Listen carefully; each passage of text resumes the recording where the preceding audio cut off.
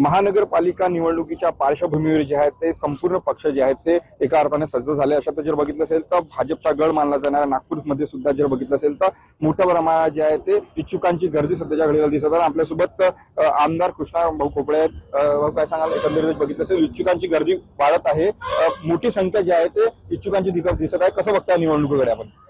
नाही, नागपूर शहरामध्ये ज्या पद्धतीनं डेव्हलपमेंटच्या माध्यमातून अनेक प्रोजेक्टच्या माध्यमातून ज्या काँग्रेसनं 50 वर्ष नागपूर शहराला अंधकारमय ठेवलं होतं आणि 8-10 वर्षामध्ये आमचे नेते नितीनजी गडकरी साहेब, फडणवीस साहेबांच्या माध्यमातून आज पूर्ण नागपूर शहराचे चित्र बदललेलं आहे।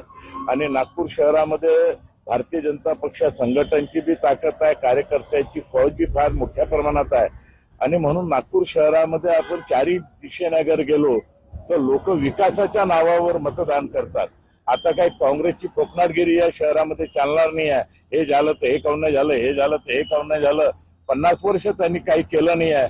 आणि म्हणून तुम्हाला चित्र स्पष्ट दिसेल का भारतीय जनता पक्ष नागपूर महानगरपालिकेमध्ये डबल टिबल बहुमताने या ठिकाणी निवडून येईल। दोन भिडू जे आहेत ते एकत्र येणार आहेत। दोन भिडू म्हणजे एक शिवसेना असेल आणि भाजप, दोन भिडू एकत्र येणार आहे। अशात जे बघितलं असेल तर 50 जागेची मागणी जी आहे ते शिवसेनेने केली आहे। 50 जागा आपण देणार आहे, कारण की जुनी जेव्हा शिवसेना होती तेव्हा 1 किंवा 2 नगरसेवक होते महानगरपालिकेत। आता 50 जागेची मागणी करताय, कसं बघताय कडे? ते तर 100 जागेची बी मागणी करू शकते।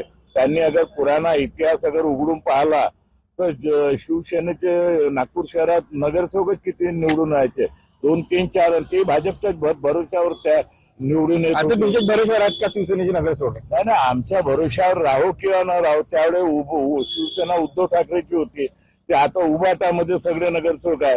आता उबाटामधून शिंदे सेनेकडे ते नगरसेवक चाललेले आहे। आणि म्हणून ही निवडणूक काही लोकसभा विधानसभेची निवडणूक थोडी आहे का आपल्याला देश चालवायचा, राज्य चालवायचा याची निवडणूक नाही आहे।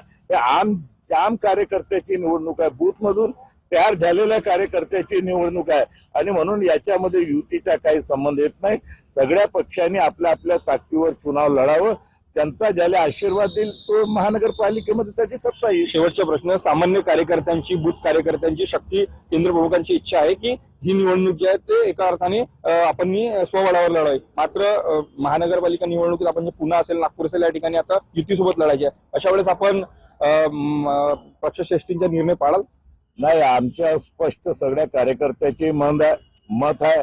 आमचे जेवढे बी आमदार आहे, जनप्रतिनिधीचे मत आहे। ते मुंबईला काय होते तो तिचे लोक निर्णय त्या ठिकाणी घेईल। परंतु नागपूर शहरामध्ये युती होऊ नये ही कार्यकर्त्याची निवडणूक आहे। बूथ प्रमुखापासून निर्माण झालेले कार्यकर्त्याची निवडणूक आहे। आणि भारतीय जनता पक्ष हे स्वबळावर लढेल। ज्या ज्या पक्षाला आपली ताकद दाखवायची आहे त्यांनी बी स्वतः लढावं ना। जनता जे काही निर्णय देईल ते सगळ्याला स्वीकार राहील। हे होते आपल्यासोबत आमदार कृष्णा खोपळे। तेजस मोत्री, जय महाराष्ट्र न्यूज, नागपूर।